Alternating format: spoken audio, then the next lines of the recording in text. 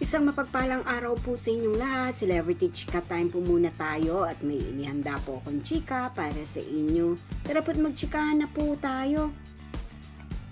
Ming Mendoza, present sa longest running noontime show na Itbulaga at nakisaya sa birthday celebration ni Miles Ocampo. At Alden Richards, host na naman po sa Miss Universe Philippines 2024. Yes, mga maka-celebrity chika time, yan po ang ichichika ko sa inyo na lubos rin pong usap-usapan ngayon sa social media ng mga netizens, lalong-lalo na nga po ng mga followers at supporters ni Mengay at Tisoy.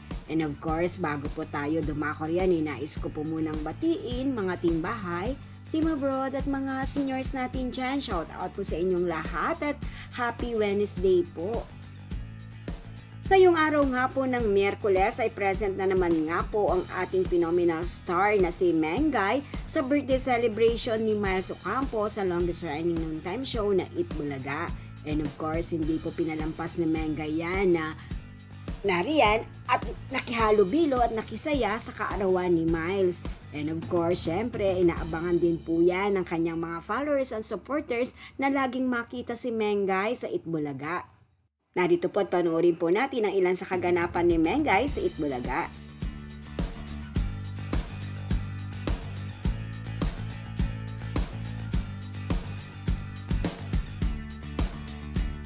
Samantalang Asia's multimedia star na si Alden naman ay suking-suki na po na maging host sa Miss Universe Philippines sa kanilang coronation night na gaganapin nga po sa May 22, 2024 sa SM MOA Arena. Yes po, si Alden na naman nga po ang host ng nasabing beauty pageant po na ito. Tunay naman nga pong mabenta po ang Asia's multimedia star sa pag-host ng ganitong mga klaseng event o ng mga beauty pageant. Kaya naman nga po inaabangan na naman ng mga followers at supporters ni Alden ang kanyang hosting career po na ito.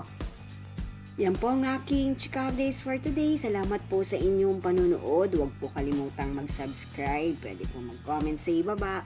Basta't wag lamang po harsh o nakakasakit sa isa't isa. Salamat po muli. Spread love, not hate.